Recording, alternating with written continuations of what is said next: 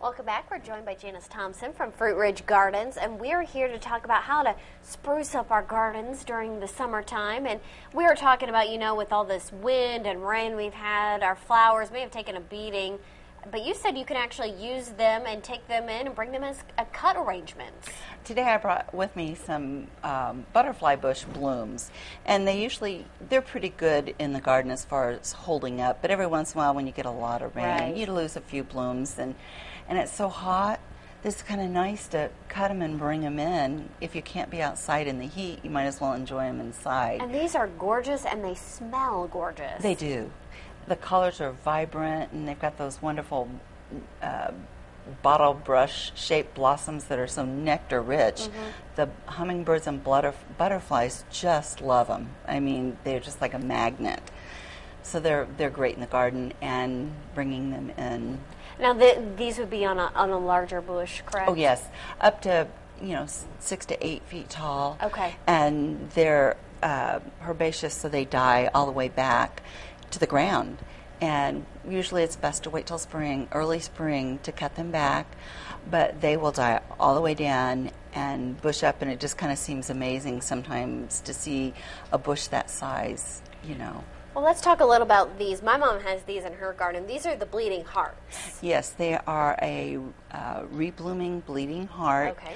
They're not as flashy as your old-fashioned bleeding heart, but they're wonderful in the shade garden for summer color. They start in the spring and bloom on and off through the summer, and they have that great kind of blue-green foliage, kind of ferny foliage. They had a continued bright spot in the shade to part shade garden. That's wonderful. So maybe on a side area of your house where it doesn't get a lot of sunlight, this would be perfect. And when not in bloom, you still have that great foliage. That's awesome. And then we're going to take a look back here. I don't know if you guys can, I'm going to kind of scoot back so Sam, our camera guy, can get a look at this. Tell us a little bit about this plant, because it's gorgeous. It is a young plant, so it's not as big and bushy as it would be in the ground, but it's the new boomerang lilac. Okay. The boomerang blooms in the spring, and then again late in the summer into early fall. It's kind of new in the plant world, but it has wonderful fragrance, and it keeps those spring blooms, exciting blooms into the fall. And a lot of people love to decorate their lawns or spruce their gardens up with different ornaments and things. And there is a really fun new ornament line that you have at Fruit Ridge Gardens.